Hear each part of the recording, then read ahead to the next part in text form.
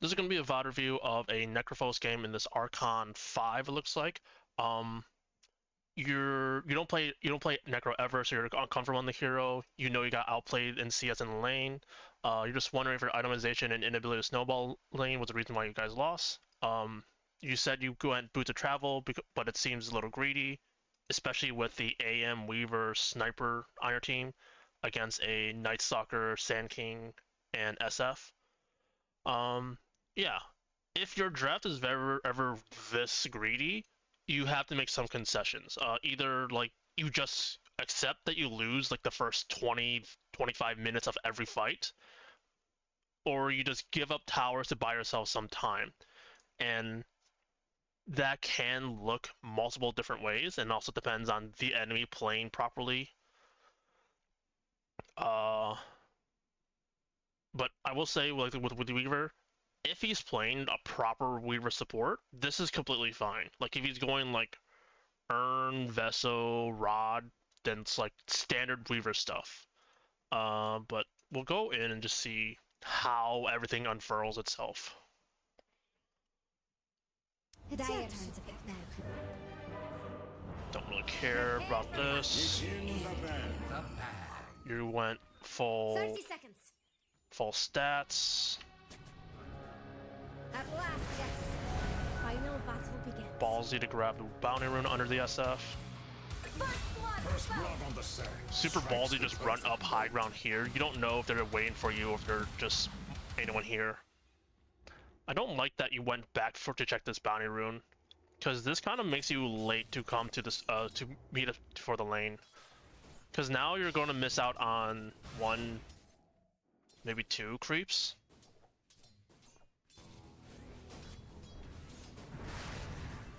Yeah, you're gonna miss out on two creeps here because you kind of went back for the bounty rune. If you're a core, you need to prioritize getting a good start in the lane. Getting a good start in the lane, and that means being here on time. If you are here on time, you're able to actually fight for over every CS. Because now that you missed out on two creeps, the SF is gonna have a level advantage on you. He's gonna hit level 2. He's gonna hit every level faster than you because you missed out on the first two creeps.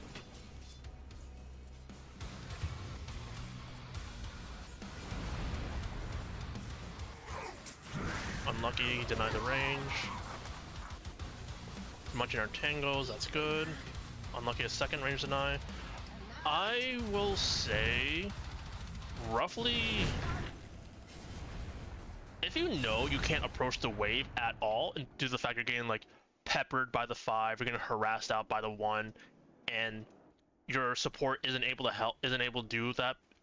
contest that because, well, Weaver has a very short attack range. That's where you need to look to fix the creep equilibrium. In this case, it's just pulling the creep wave back to your side. Easiest way is just using your pull camp. Like you found out in the first two waves that you're not able to just lane normally where it just is up here. So now you need to look into just pulling up, using your pull camp off of the hard camp here, just so you are able to secure some farm. If you pull the wave all the way back here, that gives more space for your Weaver to play around, to just like Shikuchi in and out, harass them, and actually be able to help you. Because with the wave so pushed up, the enemy can just sit under their tower, and your support can't do anything.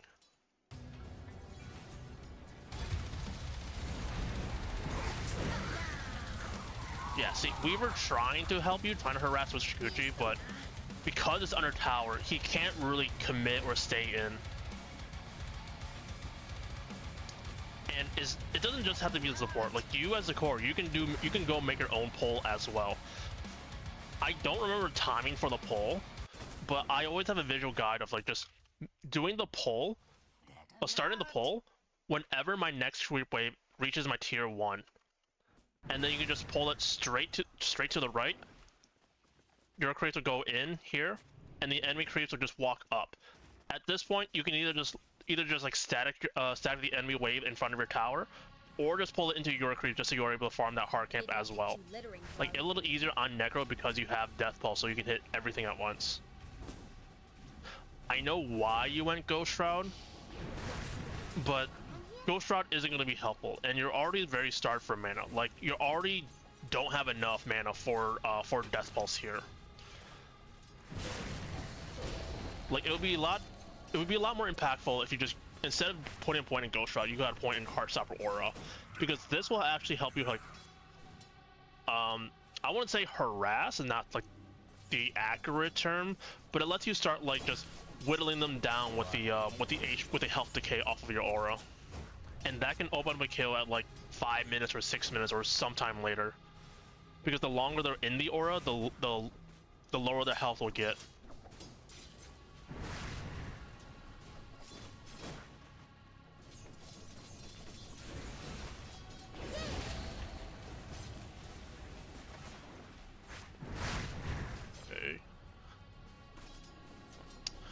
If the wave ever splits up like this, you should look to just drag the creeps back and forth to delay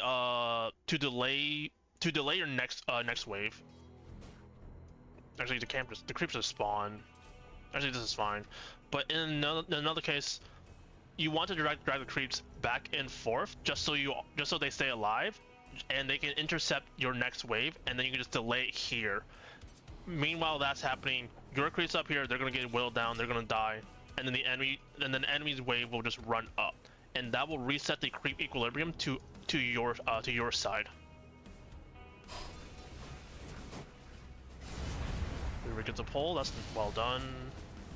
Dire's top tower is under attack. You don't need to use the Healing Lotus onto the Weaver. You're a core. You're allowed to play very, very greedy. And especially as a Necro, you will have double value out of the Ghost Shroud if you pop the Lotus during it.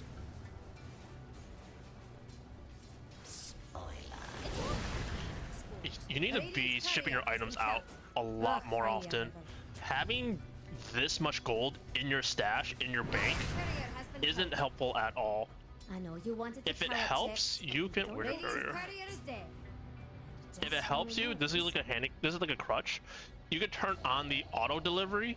You can turn on the auto deliver, as well as just right-clicking the items in your shop just so you'll automatically buy them once you have enough gold. That way, your courier will like that way you can just buy the item the second you have it and have it delivered to you instantly.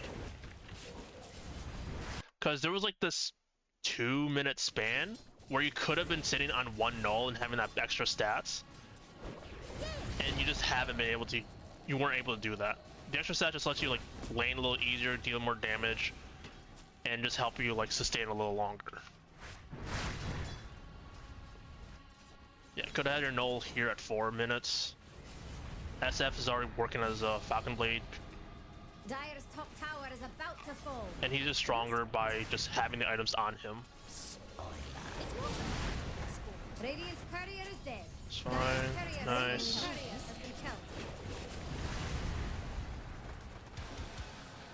Yeah, this is what I mean. Once you have Heartstopper Aura, they're very, very scared.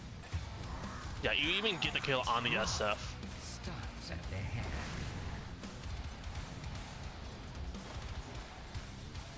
Not gonna worry about the catapult there. It's not the main focus of this. If the enemy laner is dead, you just want to shove the wave in, just so the creeps will die to the tower. Like, you can deny the creeps as much as you want, but there's not much you can really do because the tower kills the creeps faster than you can. In terms of like your own creeps, that is.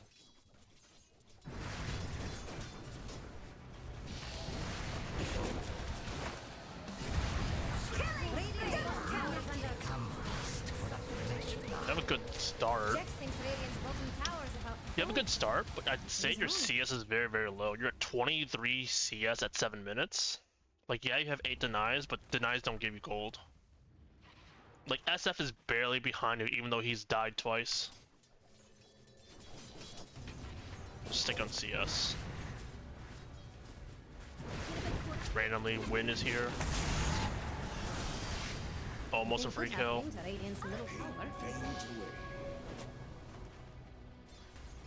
Dire's top tower has some You can definitely be incorporating like these jungle camps, especially since you have 3 levels in Death Pulse. Like, just shove this out and just go hit one of the camps. Like, you have more regen the more units you kill. So you might as well go and, like, you know, hit more units. And if you are able to add like these camps into your farming pattern in the lane, that's gonna boost up your farm and boost up your CS so much. If you're looking for Radiant's bottom tower, Like, you don't get gold by just hitting. You don't get gold by hitting the tower until the tower is completely dead. So you might as well use the time you have for hitting the tower to just hitting the nearby camps and getting like farm off of that. And if you are able to do that regularly and consistently, you'll have a faster timing for your Radiance. It's very weird. Something caught off. Dire's top tower has some Radiant-shaped problems. Yeah, and if you do add in the farming pattern, your Weaver, your support can actually like make stacks, and you are able to take it for yourself, without running the risk of like the enemy coming stealing it.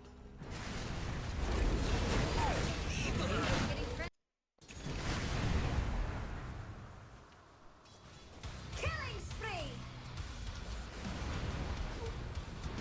This is too far back. Dire's top tower is I under want to see it right before you die, because I just zipped right past it.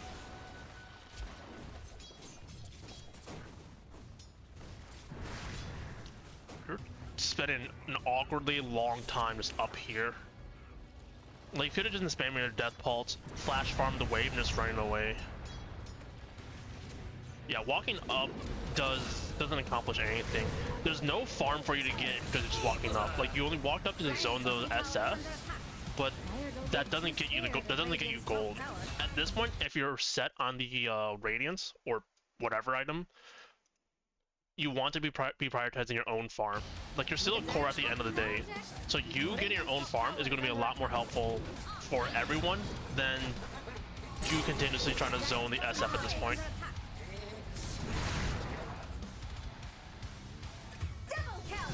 Yep. Spam your Q. Spam your Q more. Spam your Q. You just have this long time of just walking back and forth and not really doing anything.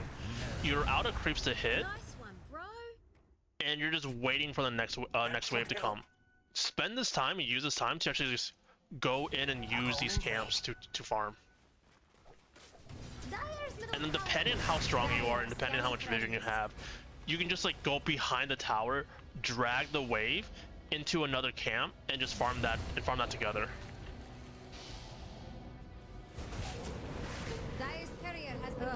Tough.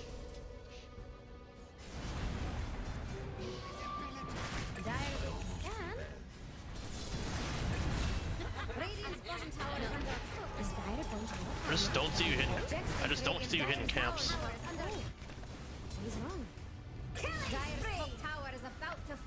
Yeah, if you've been hitting camps this entire time, you can finish a Radiance in 2 minutes here. Don't forget to use your regen, especially under Ghost Shroud. Ghost Shroud will amplify your heal. And you're sitting on the full wand here. Full wand, you have the Lotus. But definitely here is the time where you're going to use the wand. Because your wand is not going to get any more charges. You might as well use it for the heal.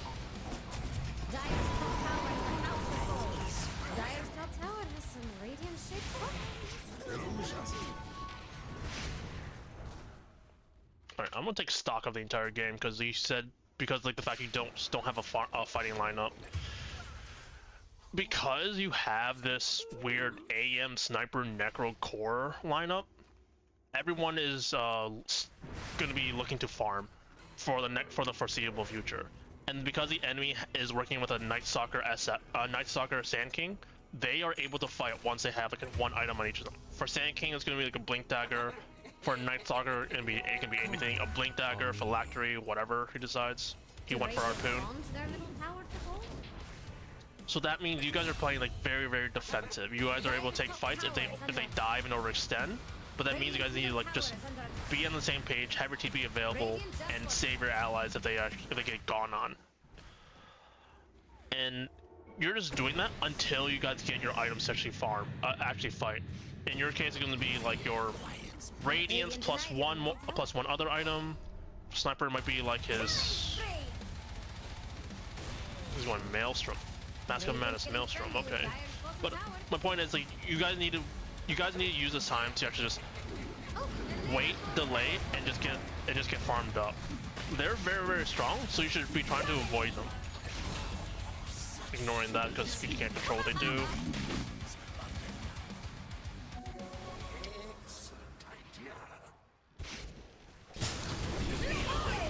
Unlucky.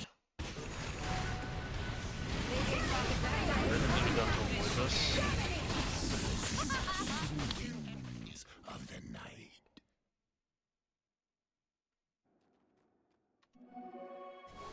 Excellent idea.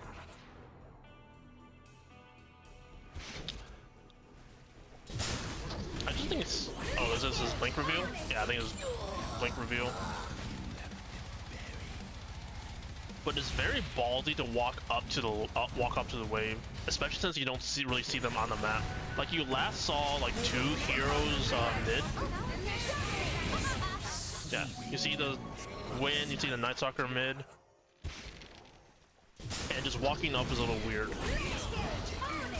You haven't finished your item yet, so you should be looking to play a little safer.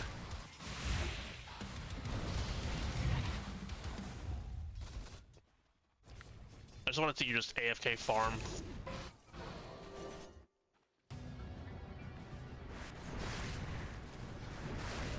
This is fine, this is expected. This is fine.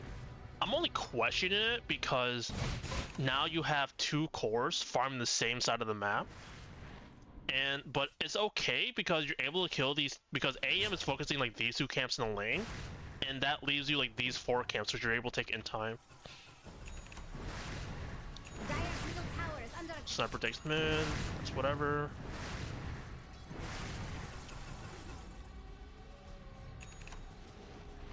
Cool, now you should be able to flash farm.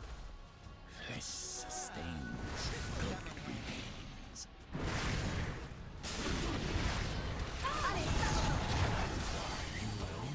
good. A little scary. I'm a little iffed out by this because you see 3 heroes off of the minimap vision up here, and they're not going to leave the area. They're not going to leave the area unless there's like a section. Actually, do see them smoke, but they're not going to leave this area unless there's like something drawing their attention, like in another lane. So that's where you can actually just go and try to bait them elsewhere. I'd say the other thing that's noticing now is that you're just farming the same area with your sniper. If you're still in mode farm, try to split up on the map. Each core should have like their own section on the map to for them to take. In this way, it maximizes your farm intake, and allows you guys to get to your fighting state faster. Yeah, I'm okay with this TP just because like you're splitting up away from your sniper and you're able to get like farm all for yourself. Because if you guys are together, you guys are splitting the goals, splitting the XP, and neither of you is getting like significantly stronger. A scan from Radiant. Saw the Night Stalker on the map. Is Dire going to let that middle tower fall? Nice stack. Dire's middle tower didn't last long. KD, Weaver might be able to steal. Nope. Unlucky. Alright. Something to keep an eye out for. Dire's middle If the enemy is busy on the map and you know that they're busy, you should look to push a lane. Either like defend the lane or just create pressure on the other side. You see 3 heroes chasing your Weaver up here. That means no one's mid. You can just take this farm, shove it in, and then they'll be pushing into their side. They have to respond to that and waste more of their time. The other option is you just go bottom, shove this out, and like, oh, the towers are dead. Shove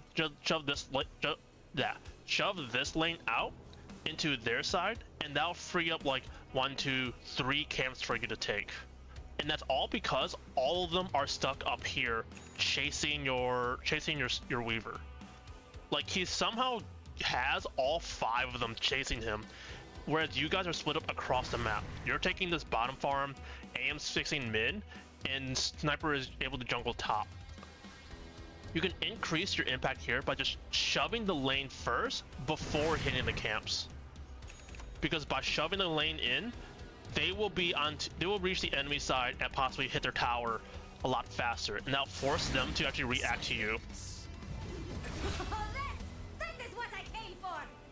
Free player.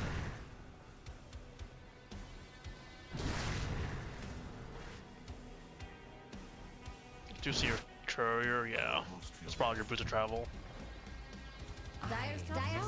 They see you off. They saw you off of that. It's fine. There's your triangle. I don't think this is a good time. Good time to TP back. You're not fight ready. Necro going boots of travel Radiance is pure farm. You're just looking to maximize your farm, and you're looking to clean up fights by just boots of traveling in. You want to be away from your team in terms of like complete distance on the map, just so you're able to get as much farm as you can. Like, yeah, I'm fine with you TPing out of bottom, but that means that you can't be looking for a fight here, even if you are like grouped with their team. You can stick around with them if your TP is off cooldown. Well, no, if your TP is on cooldown, I mean, because you would have no way of reaching them. But as of this, you're just not tanky enough. Radiance gives no stats. Boots of Travel gives no stats. You're only at 1400 HP, and like you're going against someone like 27. There's no way for you to actually like contribute to the fight or be tanking in front of them with your current build. So just continue looking to farm.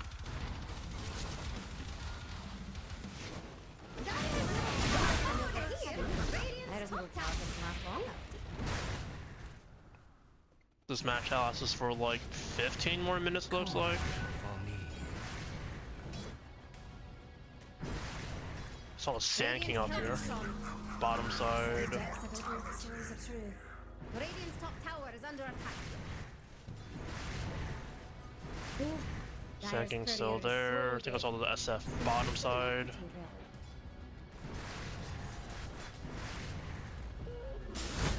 Unlucky.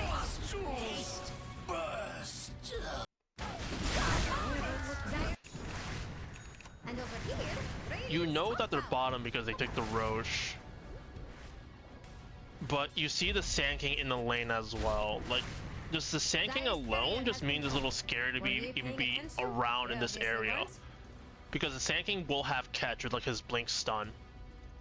So it's already very ballsy for you to show on this creep wave, and then to even next move up on the map to take these 2 camps.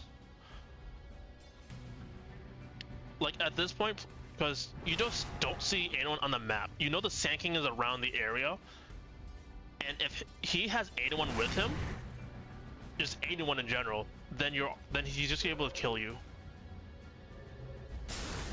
He gets his lucky stun if he saw the little glimpse vision, and saw the SF and the Hoodwink coming in.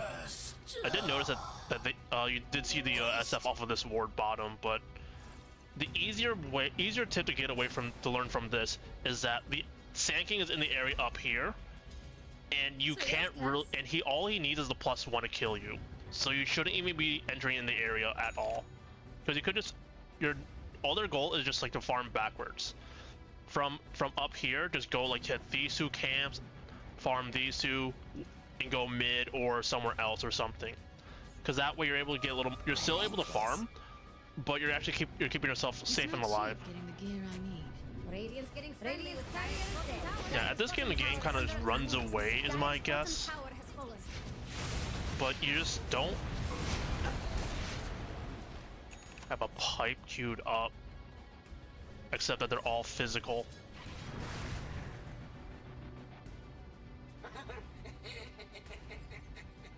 Do Radiant want their middle tower to fall? I know the pipe is for the Sand King, but with how your draft is, this is where the tricky part is. You're able to just build different items based on like who is strong and what is happening in the game. Because if you're playing the default draft of like having a frontliner, that's where Necro can be it, and he just builds like armor and raw health and just stand in front of his team. But you are also able to get away with them diving you, and then you guys just turn around on that. With the pipe, I would say you're looking to play the ladder style, which is just you have them dive you, you guys stay alive, and then you turn around and counter their dive. And that's like what the pipe was helpful to do. You're able to survive their burst with the Sand King. You're able to run away, and then once they overextend, once they use up all their spells, you guys are able to turn around and kill them.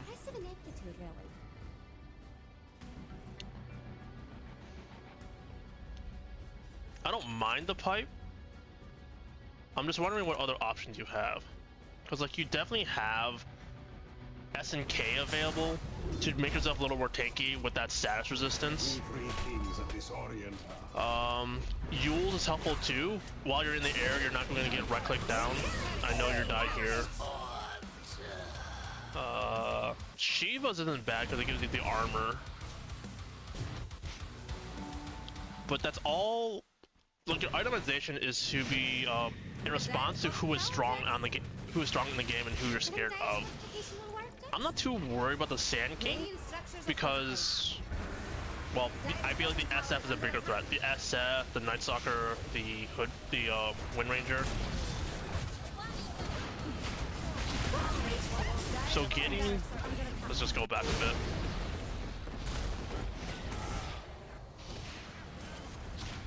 So focusing on items that will like increase your tankiness and survivability can be helpful.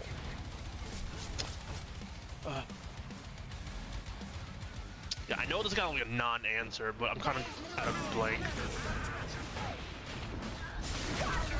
Because itemization is only helpful if they actually help you do your plan. And if you don't have a plan, if you don't have a strat, that's where like you can go any item in the world, but it's not really going to solve your answer. Like I think I'd say your item is fine. Going pipe is fine as long as you're able to have a plan with it and you're able to your team is able to follow up on you. But overall, I'd say for like for your laning, it's just like you need to focus on getting your farm and learning how to recognize to be a little more defensive and safe. Like if you prioritize your farm, you're able to get your radiance a little faster. You're able to spend like a minute or two earlier just pure farming, and then you're able to just like stay alive and just boost up your net worth, get your item that 1 minute faster. And then once you are in that position where you are like on equal setting with the everyone else on the team, everyone else in the game, you're able to make a little more. You're able to make a more clear decision on like how you want to itemize, how you want to build, and like who is the main problem. Because so far in this game, you're not sure who is the main issue, but you know you were killed by the Sand King, so that's why you went for the pipe. Radiant's getting friendly with Dire's bottom tower. Radiant's top tower is under attack. Dire's bottom tower is under attack. I think that about does it. I think if you fix up your laning in early game, that'll be able to make the game. That'll make the rest of your game a lot simpler to play. Laning, you actually, I would say you won the lane. You killed the SF twice, and you're able to just like be equal net worth despite being zoned off for the first 3 minutes. But scaling properly and being mindful of like the mana cost in your mana pool, that's gonna help you actually like make sure your points are actually helpful and impactful. Remember to use the pole camps if you're not able to approach the wave at all. Using the pole camps will pull the wave back towards you, and that makes it easier for you to farm. Makes it easier for you to farm and actually get CS out of the lane.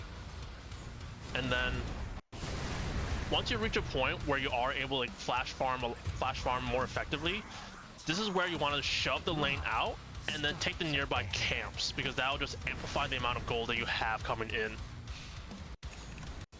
And then once laning has ended, like this point where everyone is falling up, everyone is leaving, that's where you just want to still prioritize your items in your farm.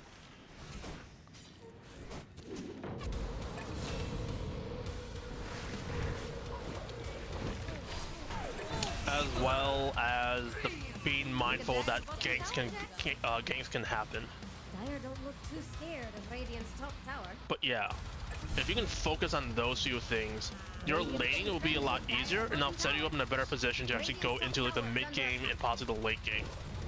Because like the game lasts 40 minutes, so you guys definitely had a bit of a chance. Dire's bottom tower is under attack.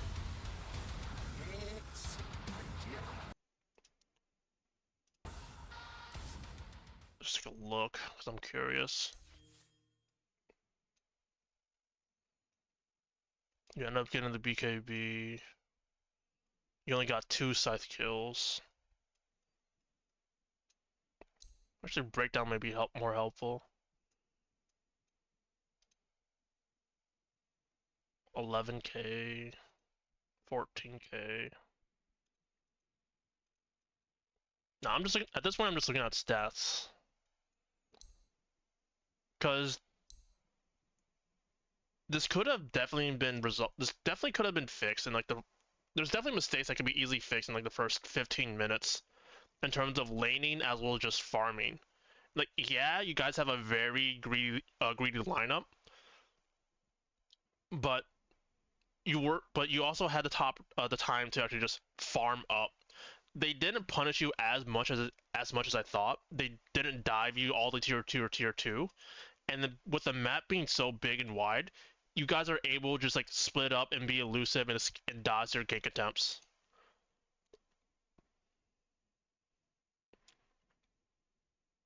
I'm trying to think. I think that about does it. That covers everything without me rehashing my points. But if you have any questions, feel free to DM me or ping me or something. Oh yeah. Ciao.